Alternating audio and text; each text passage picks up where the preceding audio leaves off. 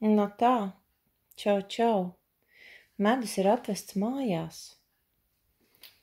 Re, kur kastes ar pilnām medus šūnām. Kaut kā viņš ir jādabūn iekšā burciņā. Kā tad tas viss īsti notiek? Tātad medu ienesam medus ražotnes telpā.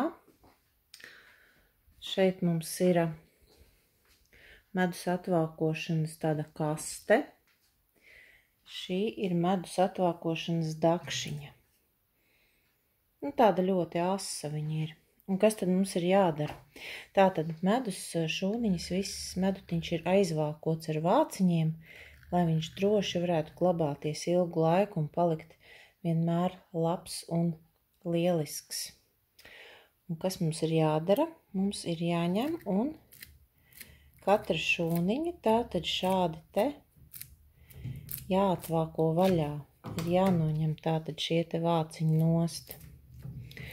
Un tā tas arī notiek. Tas ir tīrs roku darbs. Tas process nav ļoti ātrs. Ir arī dažādi atvākošanas naži. Bet, es esmu diezgan veikli iemanījusies ar šo te dakšiņu strādāt. Man patīk, jo tad ļoti tā kārtīgi un labi var atvākot un medutiņš ļoti labi iznāk ārā. Tad, kad būs visas abas pusītes tātad no šūniņai atvākotas, tad šīs te šūnas ievieto medus sviedē. Šādi tātad saliek visu pilnu 8 mazās šūnas šeit iet iekšā. Tur jau ir medus.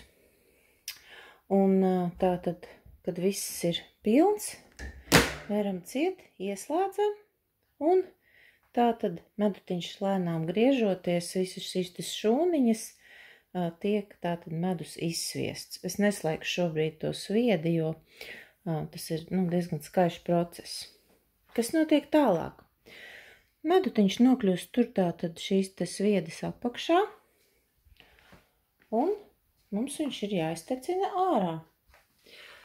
Tātad tecināsim caur sietu, spainī, lai visi, kas vēl tur ir kaut kādi vaska gabaliņi, propolis gabaliņi, lai visi viņi tur paliek sietā, un mums ir tikai tīrs medutiņš.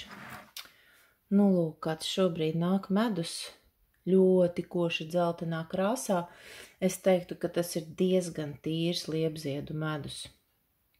Izskatās ļoti lieliska krāsa.